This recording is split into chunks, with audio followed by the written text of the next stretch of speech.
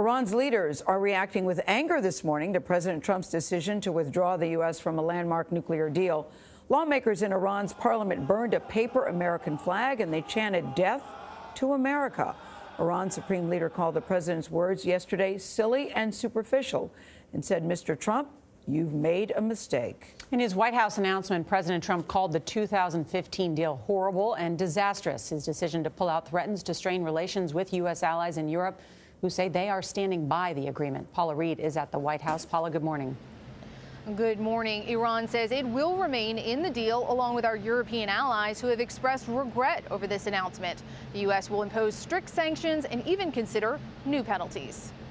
The United States no longer makes empty threats. President Trump followed through on his long-held campaign promise to pull out of the accord, saying Iran's pledge to cease development of a nuclear weapon was a lie.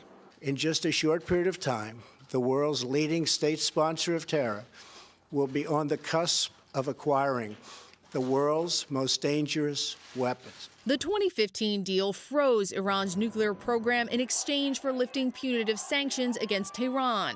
A memorandum signed by the president Tuesday would reinstate many of those sanctions. Any nation that helps Iran in its quest for nuclear weapons could also be strongly sanctioned. Under the financial sanctions, European companies will have between 90 and 180 days to wind down their operations in Iran. The oil sanctions will require European and Asian countries to reduce their imports from Iran. And licenses for Boeing and Airbus to sell passenger jets to Iran will be revoked, costing the companies billions of dollars.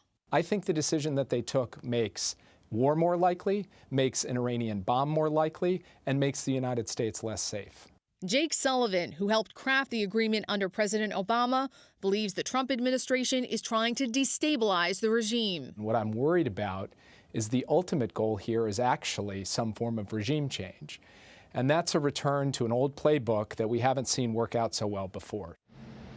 White House officials believe that abandoning the deal establishes a position of strength for the U.S., with implications not just for Iran, but also for North Korea, sending a message that the United States will not accept inadequate deals. John? Paula, thanks.